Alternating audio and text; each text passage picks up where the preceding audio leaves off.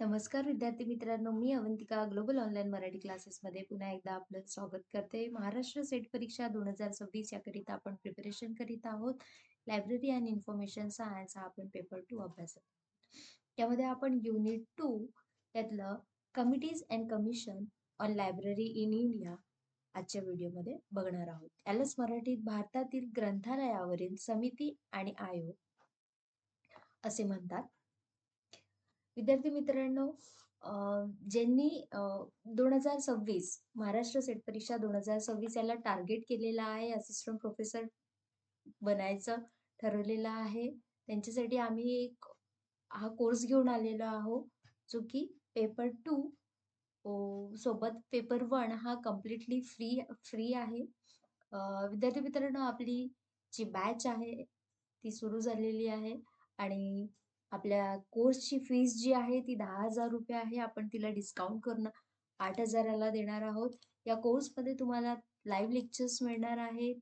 संपूर्ण अभ्यासक्रमावर आधारित व्हिडिओ लेक्चर्स मिळणार आहेत. संपूर्ण अभ्यासक्रमावर आधारित नोट्स मिळणार आहेत. आपण PYQ करणार आहोत. सरावासाठी MCQs करणार आहोत. तर वेळ न घालवता तुम्ही आजच Google प्लेवरून ग्लोबल ऑनलाईन ॲप डाउनलोड करू शकता आणि जर तुम्हाला क्लास विषयी अधिक माहिती हवी असेल तर तुम्ही या नंबरवर संपर्क करू शकता. ओके. सो आज आपण कमिशन अँड कमिटीज बघणार आहोत, जे ग्रंथालयावर ग्रंथालयासाठी बनवलेली आहे. तर यामध्ये 2 टाईपचे कमिटीज आहेत, जे अ, 2 टाईपचे कमिटी नाही म्हणता येईल याला, पण प्री इंडिपेंडन्स आणि पोस्ट इंडिपेंडन्समध्ये ज्या कमिटीची स्थापना झाली आहे, आपण ते बघणार आहोत. तर प्री इंडिपेंडन्स मीन्स स्वातंत्र्यपूर्व काळ आणि पोस्ट इंडिपेंडन्स मीन्स स्वातंत्र्य स्वातंत्र्योत्तर काळ. ओके. तर प्री इंडिपेंडन्समध्ये आपण इंडियन एज्युकेशन कमिशन बघणार आहोत, कलकत्ता युनिव्हर्सिटी कमिशन बघणार आहोत, इंडियन युनिव्हर्सिटी कमिशन बघणार आहोत आणि हरतोक कमिटी बघणार आहोत. ओके. पोस्ट इंडिपेंडन्समध्ये आपण युनिव्हर्सिटी एज्युकेशन कमिशन्स बघणार आहोत.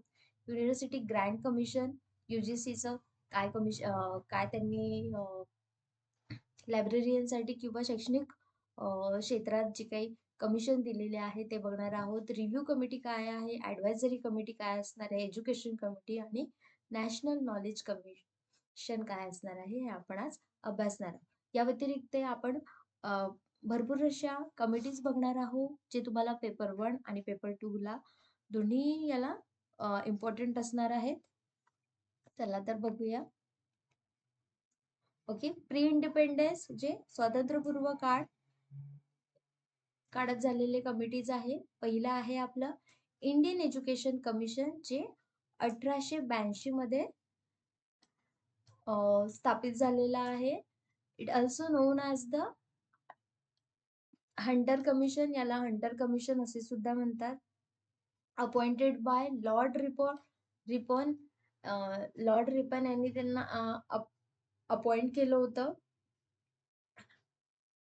विक्सरी ऑफ इंडिया याचं चेअरमॅन कोण होतं? इंडियन एज्युकेशन कमिशन यांचं चेअरमॅन होतं विलियम हंटर. सोबतच त्याला हंटर कमिशन असेही म्हटलं जाते. ओके. तर आपले इथे 3 क्वेश्चन ऑलरेडी झालेले आहे की इंडियन एज्युकेशन कमिशन यालाच हंटर कमिशन असे म्हणतात. एक क्वेश्चन झालेला आहे, त्याचं इयर आहे 1882 आणि त्याला अपॉइंट कोणी केलं आहे तर लॉर्ड रिपन. ओके. यांनी काय रिकमेंडेड केलेलं आहे? रिकमेंडेड मीन्स शिफारस काय केलेली आहे? So emphasis the need for school library, जे शालेय ग्रंथालयाच्या गरजेवर त्यांनी भर दिला आहे. ओके. या आयोगचा, या कमिशनचा काय इम्पॅक्ट पडला आहे, काय प्रभाव पडलेला आहे? First official recognise of libraries as educational tools, जे शैक्षणिक साधने म्हणून ग्रंथालयांना पहिली अधिकृत मान्यता या आयोगाद्वारे देण्यात आलेली आहे. Okay. Next, Calcutta university commission, याला मराठीत कलकत्ता विद्यापीठ आयोग असे म्हणतात, जे 1917 ते 1919 मध्ये स्थापित करण्यात आलेली आहे. या 2 काळात त्यांचं जी काही प्रोसेस होती ती करण्यात आलेली आहे. Okay. It also known as Sadler commission. बघा परत एक क्वेश्चन इथे रेडी झालेला आहे, की कलकत्ता युनिव्हर्सिटी कमिशनला सॅडलर कमिशन असे म्हणतात. अपॉइंट कोणी केलं होतं? ब्रिटिश गव्हर्नमेंट यांनी. ओके. चेअरमॅन कोण होते कलकत्ता युनिव्हर्सिटी कमिशनचे? तर मायकल अर्नेस्ट सॅडलर हे कलकत्ता युनिव्हर्सिटी कमिशनचे चेअरमॅन होते. ओके. त्यांनी 1919 मध्ये रिपोर्ट सबमिट केला कलकत्ता युनिव्हर्सिटी कमिशनसाठी. जे काही रिपोर्ट गव्हर्नमेंटला सबमिट करायचे होते ते 1919 मध्ये केले. त्यांनी रिकमेंड केलेलं आहे, highlighted the importance of university library and trend library. जे विद्यापीठ ग्रंथालय आहे आणि प्रशिक्षित ग्रंथालयाचे महत्व याला त्यांनी हायलाइटेड केलेलं आहे. Importance of university library and trend library. Okay. त्याचा परिणाम काय झालेला आहे? या आयोगामुळे काय परिणाम झालेला आहे? Attention toward academic library. जे शैक्षणिक ग्रंथालय आहे त्यांच्याकडे लक्ष देण्यात आलेलं आहे. ओके. खूप इम्पॉर्टंट असा टॉपिक आपण आज अभ्यासत आहोत. यावर कुठल्याही प्रकारचा क्वेश्चन जर आलेला आहे तर त्यात आपल्याला आपले मार्क्स जाऊ द्यायचे नाही आहे. आपल्याला यातून मार्क्स कव्हर करायचे आहे. ओके. थर्ड काय आहे आपलं? इंडियन युनिव्हर्सिटी कमिशन, यालाच मराठीत भारतीय विद्यापीठ आयोग असे म्हणतात. The Indian university commission also known as रॅगेल कमिशन. ओके. याचं चेअरमॅन आहे थॉमस रॅगेल. जो चेअरमॅन आहे त्याच्याच नावानुसार त्याला त्या कमिशनला ओळखल्या जाते किंवा त्या कमिशनचं दुसरं नाव आहे. Okay. Appointed by Lord Curzon यांनी अपॉइंट केलेला आहे. कधी केलेला आहे? 1902 ला. ओके. इम्प्रुव्हमेंट त्यांनी काय रिकमेंड केलेले आहे? तर improvement in teacher salary and service condition. त्यांनी टीचर सॅलरी आणि जे आपले सर्व्हिसेस आहे, सेवा परिस्थितीमध्ये सुधारणा करण्याचे त्यांनी सांगितले आहे. इंडियन युनिव्हर्सिटी कमिशन या कमिशनमधून. ओके.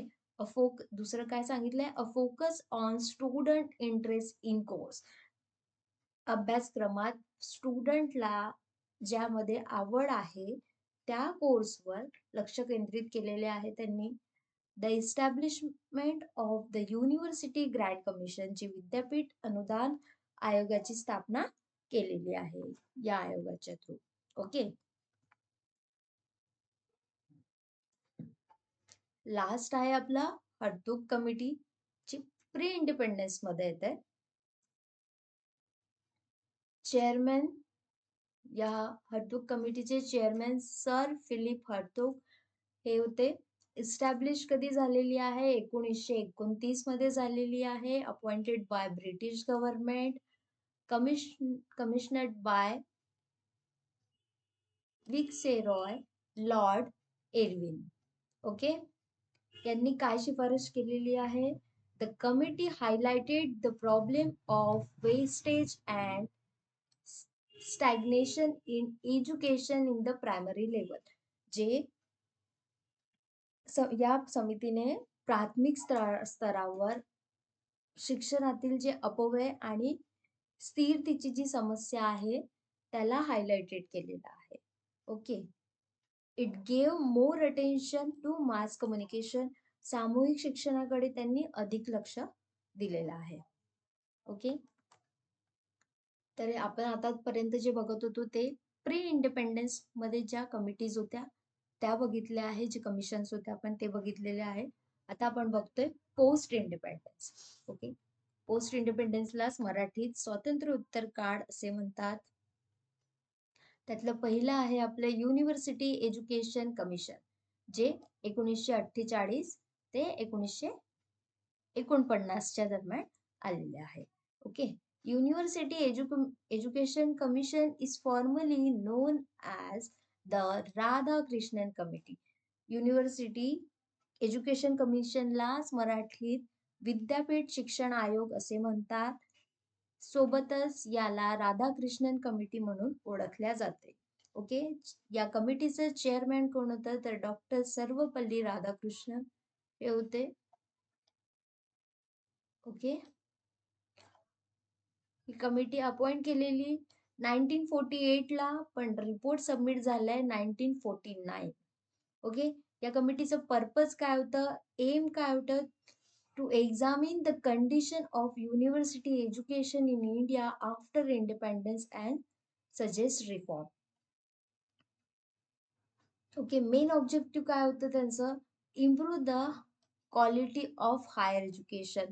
जे हायर एज्युकेशन ची जी गुणवत्ता आहे, हायर एज्युकेशनची जी क्वालिटी आहे त्याला सुधारणे, हे त्यांचं एम होतं. सेकंड एम काय होतं, define the aim of university education in independence India. जे स्वतंत्र भारतातील विद्यापीठीय शिक्षणाची उद्दिष्टे काय परिभाषित करणे, हा त्यांचा एक एम होता. Recommended reform in teaching, examination, research and administration. जे अध्ययन, तुमचं टीचिंग, एक्झामिनेशन, परीक्षा, रिसर्च, संशोधन आणि ऍडमिनिस्ट्रेशन, जे की ऍडमिनिस्ट्रेशन वर्क आहे त्याच्यामध्ये सुधारण्याची जी काही शिफारस होती त्यांनी या कमिशनद्वारे केलेली आहे. Okay. Recommendation, library is an heart of educational institution. त्यांनी एक गोष्ट इथे म्हटलेली आहे की लायब्ररी जी आहे ते एज्युकेशनल इन्स्टिट्यूशनचं, शैक्षणिक ग्रंथालय, सॉरी, जे ग्रंथालय आहे हे शैक्षणिक संस्थेचे काय आहे, हृदय आहे, हार्ट आहे. ओके. याचा इम्पॅक्ट काय आहे, इम्फासिस अकॅडमिक लायब्ररी डेव्हलपमेंट, शैक्षणिक ग्रंथालयाच्या विकासावर भर देण्यात आला युनिव्हर्सिटी एज्युकेशन कमिशनद्वारे. नेक्स्ट आहे आपलं युनिव्हर्सिटी ग्रँट कमिशन, युजीसी आपण त्याला शॉर्ट मध्ये म्हणतो. याचं इस्टॅब्लिशमेंट इयर 1953 ला झालेला आहे. फर्स्ट चेअरमॅन होते doctor Shanti Swarup Bhatnagar, under the government of India. Ministry of education यांच्याकडनं हे अपॉइंट करण्यात आलेलं आहे. युनिव्हर्सिटी ग्रँट कमिशनचे एम काय होते, त्यांचा उद्देश काय होता, coordinate determination and maintenance to standard of higher education. उच्च शिक्षणाच्या दर्जाचे समन्वय, निर्धारण आणि देखभाल करणे, हे एक त्यांचं एम होतं. Okay. Distribution of grant to universities. University जी आहे विद्यापीठाला अनुदान वाटप करणे, हे त्यांचं एम होतं. Current acting chairman of the university grant commission is doctor Vineet Joshi. Current affairs मध्ये सुद्धा विचारू शकतात, कारण हा लेटेस्ट क्वेश्चन आहे की पहिले जे चेअरमॅन होते ते डॉक्टर शांती स्वरूप भटनागर होते, परंतु 15 एप्रिल 2025 पासनं डॉक्टर विनीत जोशी हे युजीसीचे करंट चेअरमॅन आहेत. ओके. नेक्स्ट आहे आपलं review committee on library science education, जी 1965 ला स्थापित झालेली आहे.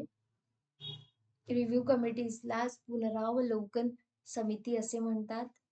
चेअरमॅन कोण होते, SR रंगनाथन यांनी 1965 ला या कमिटीची स्थापना केली. रिकमेंडेशन काय, त्यांनी काय शिफारस केले, 5 इयर इंटिग्रेटेड LIS कोर्सेस. जे LIS मीन्स आपले लायब्ररी सायन्सचे जे अभ्यासक्रम आहे, जो लायब्ररी सायन्सचा जो कोर्स आहे त्याला 5 वर्षाचे इंटिग्रेटेड कोर्स, एकात्मिक कोर्स त्यांनी सुरू करायला पाहिजे अशी शिफारस केली. आणि त्याचा प्रभाव काय झाला आहे, reform in LIS education. Library science या कोर्समध्ये, या शिक्षणात जी काय सुधारणा करण्यात आली या कमिटीच्या through. Advisory committee for libraries. Advisory committee 1957 ला स्थापित करण्यात आली. It also known as KP Sinha committee. Okay. KP Sinha committee या नावाने सुद्धा याला ओळखल्या जाते किंवा केपी सिन्हा कमिटी असेही याला म्हटल्या जाते. याचे चेअरमॅन कोण होते तर केपी सिन्हा. ऍडवायझरी कमिटीलाच केपी सिन्हा कमिटी असेही म्हणतात. याचे चेअरमॅन केपी सिन्हा. मी परत परत याच्यासाठी म्हणते, हे रिपीट याच्यासाठी करते की तुम्हाला ते लक्षात राहायला हवं. ओके. सेटअप याचं 1957 ला झालं आहे. मिनिस्ट्री ऑफ एज्युकेशन यांच्याद्वारे यांनी काय रिकमेंड केलं होतं तर national library system, library legislation, library case, जे राष्ट्रीय ग्रंथालय प्रणाली आहे, ग्रंथालय कायदा आहे, ग्रंथालय उपकरण आहे, हे सगळं यांनी रिकमेंड केलं होतं त्यांच्या ऍडवायझरी कमिटीमध्ये. याचा इम्पॅक्ट काय झालेला आहे? First national level library planning initiative, जे पहिली राष्ट्रीय स्तरावरील ग्रंथालय आहे त्याचं नियोजन उपक्रम या ऍडवायझरी कमिटीद्वारे करण्यात आलंय. Okay. Education commission 1964 to 1966.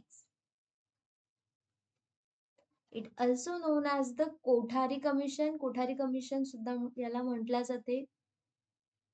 Chairman काय कोण होते? Doctor D.S. Kothari. Okay. Education कमिशनलाच कोठारी कमिशन असे म्हटले जाते. याचे चेअरमॅन D.S. कोठारी होते. यांनी अपॉइंट केलं होतं 1964 ला under the government of India. Report submit केलं होतं 1966 ला. ओके. या कमिशनचं ऑब्जेक्टिव्ह काय होते? जे एज्युकेशन कमिशन होतं, कोठारी कमिशन होतं, त्याचं ऑब्जेक्टिव्ह काय होतं? To examine and recommended a national pattern of education. त्यांनी जी त्याचं उद्दिष्ट काय होतं की राष्ट्रीय शिक्षण पद्धतीचे परीक्षण करणे, अशी त्यांनी शिफारस केली होती. ओके. नॅशनल पॅटर्न एज्युकेशन आलं पाहिजे आपल्याकडे. Improvement of quality at all level of education, जे शिक्षणाच्या सर्व पातळ्यांवर गुणवत्ता सुधारणे, असं त्यांनी या कमिटीच्या कमिशन थ्रू सांगितलं होतं. सांगितलं नव्हतं, त्यांच्या या कमिशनचा उद्देश होता. सॉरी. रिकमेंडेड काय रिकमेंड केलं होतं, काय शिफारस होती? 6% education budget to libraries, national policy on library, जे 6% आहे ग्रंथालयासाठी शिक्षण बजेट आणि ग्रंथालयावरील राष्ट्रीय धोरणासाठी त्यांनी 6% जे आहे ते बजेट दिलं पाहिजे. इम्पॅक्ट काय पडला होता या कमिशनचा? Advocated libraries as essential for education, म्हणजे शिक्षणासाठी ग्रंथालय हे काय आहे? आवश्यक आहे, असे या कमिशन थ्रू कमिशनचा प्रभाव पडला होता. ओके. आपलं नेक्स्ट आहे नॅशनल नॉलेज कमिशन. यालाच आपण NKC म्हणतो. आपल्या फर्स्ट युनिटला आपण लास्ट टॉपिक NKC हा शिकलेलो आहोत, ज्याचं एस्टॅब्लिशमेंट आहे 2005. 2009 पर्यंत त्यांनी त्यावर वर्क केलेलं आहे. चेअरमॅन कोण होता तर सॅम पित्रोडा. सॅम पित्रोडा कोण होते तर डॉक्टर मनमोहन सिंग, PM जे मनमोहन सिंग होते त्यांचे ते पर्सनल असिस्टंट होते. ओके. एस्टॅब्लिशमेंट इयर त्यांचं 2005 आहे, under the prime minister of India. Okay. त्यांचं नॅशनल एज्युकेशन कमिशनचं एम काय होतं, त्यांचं ऑब्जेक्टिव्ह काय होतं? Transform India into a knowledge society, reform in education, libraries, ICT and research. National knowledge कमिशनलाच मराठीत राष्ट्रीय ज्ञान आयोग असे म्हणतात. यांचा उद्देश होता की भारताचे ज्ञानी समाजात रूपांतर करणे, ट्रान्सफॉर इंटू अ नॉलेज सोसायटी, ज्ञानी समाज भारत हा बनला पाहिजे, आणि शिक्षण, ग्रंथालय, ICT किंवा संशोधन आहे यामध्ये रिफॉर्म झालं पाहिजे, काहीतरी सुधारणा झाली पाहिजे, त्याचं ग्रोथ झालं पाहिजे. ओके. रिकमेंडेशन काय दिलं होतं त्यांनी? Public library revamp, national library mission, जे सार्वजनिक ग्रंथालय आहे त्याची पुनर्बांधणी आणि राष्ट्रीय ग्रंथालय आहे त्याचं अभियान. मीन्स काही मिशन असलं पाहिजे. ओके. इम्पॅक्ट काय होता? Led to the national mission on libraries. राष्ट्रीय ग्रंथालय अभियानाचे नेतृत्व करणे हे या नॅशनल नॉलेज कमिशनचा प्रभाव होता. सर्जंट रिपोर्ट याला CAB एज्युकेशन असं म्हटलं जाते. ओके. सर्जंट रिपोर्ट हा 1944 ला स्थापित करण्यात आला. Prepared by sir John Sargent यांच्या थ्रू ते करण्यात आलेलं आहे. सबमिटेड 1944 ला त्यांनी सबमिट केलेलं होतं. लायब्ररी हिस्ट्री बुक हे त्यांनी त्यांचं ऑब्जेक्ट होतं. ओके. रिकमेंडेशन काय दिलेलं आहे की establishment of library in all school and rural areas. जे लायब्ररी आहे ती सर्व शाळेमध्ये किंवा ग्रामीण भागामध्ये ग्रंथालय काय करणे? स्थापित करणे, इस्टॅब्लिश करणे. ओके. इम्पॅक्ट काय पडला होता? Strong post independence library awareness. स्वातंत्र्योत्तर ग्रंथालय, स्वातंत्र्योत्तर काळात किंवा स्वातंत्र्योत्तर मध्ये लायब्ररी जी आहे ती ग्रंथालय आहे ते जागरूक झालेले आहे ग्रंथालयात. ओके. नेक्स्ट आहे आपलं Ranganathan committee. UGC library committee द्वारे ही रंगनाथन कमिटी होती. एस्टॅब्लिशमेंट आहे रंगनाथन कमिटीचं 1957. रंगनाथन कमिटी म्हटल्याबरोबर याचे चेअरमॅन सुद्धा आहे डॉक्टर SR रंगनाथनच असतील. Under the university of grand commission UGC च्या अंडरमध्ये याला एस्टॅब्लिश केलं गेलं होतं. ऑब्जेक्टिव्ह काय आहे या कमिटीचं? Development and standardize of university college library. विद्यापीठ आणि महाविद्यालयाच्या ग्रंथालयाचा विकास करणे हे यांचं आणि मानकीकरण मीन्स त्यांचं जे स्टँडर्डायझेशन आहे ते विकसित करणे हे या रंगनाथन कमिटीचा ऑब्जेक्ट होता, उद्देश होता. Improvement of library service and staffing patterns. जे ग्रंथालय सेवा आणि कर्मचारी आहे त्यांच्या भरती पद्धतीमध्ये सुधारणा करणे हा या रंगनाथन कमिटीचा उद्देश होता. रेची कमिटी जे 1930 मध्ये स्थापित झालेली आहे. या कमिटीचा पर्पज काय होतं? ऑब्जेक्ट काय होतं? To improve Indian education system. जी भारतातील जे भारतीय शिक्षण व्यवस्था आहे त्याला इम्प्रूव्ह करणे, त्याला सुधारणे. ओके. इयर 1929 ला ही कमिटी स्थापित करण्यात आली. याचं रिकमेंडेशन काय होतं? शिफारस काय होती? Provision of libraries at school level. जे शालेय स्तरावर ग्रंथालयाची काय तरतूद करणे. या कमिटीचा प्रभाव काय होता? प्रभाव काय पडला तर सपोर्टेड मास एज्युकेशन थ्रू लायब्ररीज. जे ग्रंथालयाच्या माध्यमातून मोठ्या प्रमाणात शिक्षणाला पाठिंबा देणे. ओके. सपोर्ट मास एज्युकेशन थ्रू लायब्ररीज.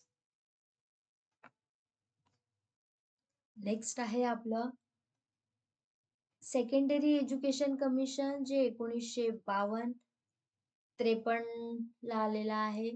एज्युकेशन कमिशनलाच आपण मुदलियार कमिटी सुद्धा म्हणू शकतो. Okay. Is also known as the Mudaliar committee.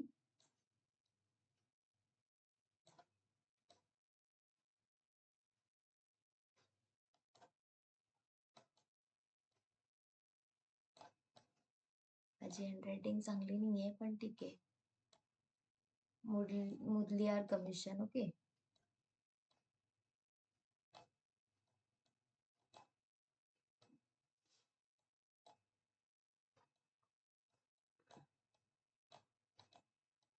Okay.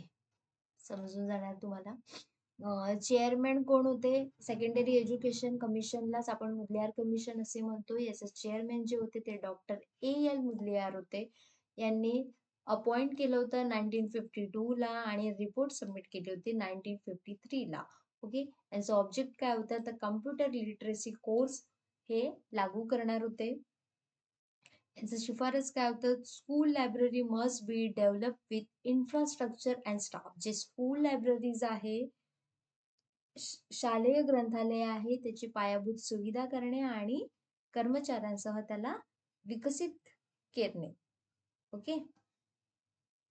आणि जे काही त्यांचं इन्फ्रास्ट्रक्चर आहे, स्टाफ आहे, यामध्ये विकास घडवून आणणे या कमिटीचं रिकमेंड होतं. याचा इम्पॅक्ट काय होता? Encourage school library expansion. जे शालेय ग्रंथालयाच्या विस्ताराला प्रोत्साहन दिले पाहिजे. हा या कमिटीचा परिणाम आपल्याला दिसून आला.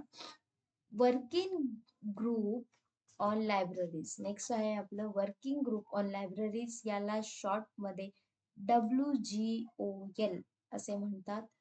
1965 ला या कमिटीचं जे आहे ते कमिटीची स्थापना झालेली आहे. याचं चेअरमॅन कोण होता? तर डॉक्टर B.S. केसवान हे या कमिटीचं चेअरमॅन होते, जी 1965 ला स्थापित झालेली आहे. याचं रिकमेंडेशन काय होतं? तर national bibliography control, alliance training, public library system. यालाच मराठीत ग्रंथालयावर कार्यगट असं म्हणू शकतो आपण. वर्किंग ग्रुप आहे ते. तर राष्ट्रीय ग्रंथसूची नियंत्रण, जे बिब्लिओग्राफी कंट्रोल, अलायन्स प्रशिक्षण, अलायन्स ट्रेनिंग, लायब्ररी सायन्स बद्दल ट्रेनिंग, पब्लिक लायब्ररी सिस्टम, जे ग्रंथालय प्रणाली आहे त्यात सुधारणा करून आणणे. इम्पॅक्ट काय आहे? Foundation for national library policy, जे राष्ट्रीय ग्रंथालय धोरणाचा पाया हा मजबूत करण्यात आला. नेक्स्ट परत एक आलेला आहे वर्किंग ग्रुप ऑन लायब्ररीज. बघा, कन्फ्युज नाही व्हायचंय. एक होतं वर्किंग ग्रुप ऑन लायब्ररीज, जे की केसवान यांनी दिलेली आहे 1965 ला, आणि एक जे आहे ते 1985 ला आलेला आहे. त्याचं चेअरमॅन आहे D.N. बॅनर्जी. सेटअप 1985 ला झालेला आहे. 7th इयर प्लॅन यांनी या कार्यगटातून त्यांनी केलेला आहे. याचं रिकमेंडेशन काय आहे? Strength public library and implemented legislation. जे सार्वजनिक ग्रंथालय मजबूत करणे आहे आणि कायदे, जे लायब्ररीचे जे कायदे आहे त्याला अंमलात आणणे आहे. याचा इम्पॅक्ट काय आहे? रेनफोर्स लायब्ररी डेव्हलपमेंट, जे प्रबलित ग्रंथालय विकसित करणे. ओके. नेक्स्ट आहे आपलं national policy on library and information system. यालाच NPLIS असे म्हणतात, नॅशनल पॉलिसी, आणि हे LIS means library and information system. Okay. जे की 1986 ला स्थापित करण्यात आले आहे, ड्राफ्ट करण्यात आलेला आहे. ॲज अ चेअरमॅन होता D.P. चट्टोपाध्याय. यांनी रिकमेंड केलं होतं public library integration, creation of निसाड, जे सार्वजनिक ग्रंथालयाचे एकत्रीकरण आणि निसाडची निर्मिती करणे, अशी यांची शिफारस होती. सोबतच लायब्ररी सायन्स कोर्स हे सुद्धा त्यांनी रिकमेंड केलेलं होतं. त्याचा इम्पॅक्ट काय होता? Blue print for library reform not full implemented. जे ग्रंथालय सुधारण्यासाठी आराखडा तयार करणे, पण पूर्णपणे अंमलात आणलेला नाही. म्हणजे आतापर्यंत तो ब्लू प्रिंट तयार झालेला आहे, पण पूर्णपणे तो अंमलात आणला गेलेला नाही. ओके. लास्ट वन आहे आपलं नॅशनल मिशन ऑन लायब्ररीज. यालाच मराठीत राष्ट्रीय ग्रंथालय अभियान असे सुद्धा म्हणतात. हे सुद्धा आपण फर्स्ट युनिटला शिकलेलं आहे. NKC सोबतच याचं एस्टॅब्लिशमेंट जे आहे ते 2014 ला झालेलं आहे. याचे इनिशिएटिव्ह त्यांनी 2012 ला घेतले होते, पण ते अप्रूव्ह केले गेले 2014 ला by ministry of culture government of इंडियाकडूनच करून केले गेले. रिकमेंडेशन काय होतं? Modernization 6,000 libraries, national virtual library, जे राष्ट्रीय ग्रंथालय 6,000 ग्रंथालय आहे, राष्ट्रीय आभासी ग्रंथालयाचे आधुनिकीकरण करणे हे यांनी रिकमेंड केलेलं होतं. याचा इम्पॅक्ट काय झालेला आहे? तर major step in digital and public reform, जे डिजिटल आणि सार्वजनिक ग्रंथालय आहे त्यामध्ये सुधारणा करणे हे एक मोठे पाऊल त्यांनी या नॅशनल मिशन ऑन लायब्ररी जे आहे त्यातून त्यांनी उचललेला आहे. ओके. सो हा मी एक इम्पॉर्टंट असा चार्ट इथे सांगत आहे तुम्हाला. इथे नेम ऑफ कमिटीज, कमिशन, त्याचे चेअरमॅन कोण होते आणि त्याचं इयर काय आहे. तर आपण एक ओव्हरव्ह्यू घेऊन घेऊ. जसं यात काही मी कमिटीज ऍड केलेल्या आहेत. आतापर्यंत आपण जे प्री इंडिपेंडन्स आणि पोस्ट इंडिपेंडन्स बघितले आहेत त्या कमिटीमध्ये काही कमिटीज आपण घेतलेल्या आहे, काही कमिटीज नाही घेतलेल्या आहे, जे तुम्हाला पेपर 1, पेपर 2 या दोन्ही पेपरसाठी खूप इम्पॉर्टंट असणार आहे. ओके. सो वूड डिस्पॅच जे आहे ते त्याचे चेअरमॅन होते सर चार्ल्स वूड. ओके. जे 1854 ला एस्टॅब्लिश करण्यात आलंय. सॅडलर कमिशन, सॅडलर कमिशनलाच आपण पोस्ट इंडिपेंडन्स मध्ये आपण बघितलंय आताच. याचे जे चेअरमॅन होते ते मायकल सॅडलर होते. यांनी 1917 मध्ये या कमिटीला स्थापित केलेलं आहे. हर्तोग कमिटी, सर फिलिप हर्तोग हे त्याचे चेअरमॅन होते, जे 1929 ला एस्टॅब्लिश झालेला आहे. ओके है ना. Wardha scheme committee inspired bye Mahatma Gandhi यांच्याकडून प्रेरणा मिळून या कमिटीची स्थापना झालेली आहे, जी 1937 मध्ये झालेली आहे. Okay. Sergeant report sir John sergeant यांनी केलेली आहे. 1944 ला या कमिटीची स्थापना झालेली आहे. Radhakrishnan committee, doctor S R Radhakrishnan, 1948 ला या कमिटीची स्थापना झालेली आहे. Secondary education committee, doctor A Lakshmana Swami Mudaliar, यालाच मुदलियार कमिटी असेही म्हणतात, जे की 1953 ला इस्टॅब्लिश झालेला आहे. Kothari commission, D S Kothari यांच्याकडनं यांनी 1964 ला या कमिटीची स्थापना केली. युजीसी युनिव्हर्सिटी ग्रँट कमिशन जे होते सर्वप्रथम चेअरमॅन जे होते डॉक्टर शांती स्वरूप भटनागर 1953, आणि करंट चेअरमॅन याचे कोण आहे तर डॉक्टर विनीत जोशी, जे 15 एप्रिल 2025 पासून त्यांनी चेअरमॅन झालेला आहे युजीसीचे. Okay. New education policy professor D P Chattopadhyay यांनी केलेला आहे, जे 1986 ला स्थापित करण्यात आली आहे. National knowledge commission Sam Pitroda 2005. Yashpal committee professor Yashpal, ज्यांनी 2009 मध्ये या कमिटीची स्थापना केलेली आहे. आणि लास्ट आहे आपलं कस्तुरी रंगन कमिटी, एनईपी ड्राफ्टिंग जी आहे ते डॉक्टर के कस्तुरी रंगन यांनी स्थापित केलेली आहे 2017, आणि 19 मध्ये याचं काही प्रोसेस सुरू झाली. ओके. सो खूप इम्पॉर्टंट असा आपण आज क्लास घेतलेला आहे, आणि मला विश्वास आहे की तुम्ही यावर कुठल्याही प्रकारचं क्वेश्चन आले, मग ते कोणत्या कमिटीचे कोण चेअरमॅन होते किंवा कोणती कमिटी कमिशन हे कोणत्या इयरला आलेलं आहे, तर तुम्ही जे क्वेश्चन असणार आहे त्याला करेक्ट करून याल. ओके. आणि याला रिवाइज करा, म्हणजे तुम्हाला तुमच्या एक्झाम करता खूप कामाचं राहील, हेल्पफुल राहील. ओके. क्लास आवडला असेल तर नक्कीच तुम्ही याला लाईक करू शकता. थँक्यू.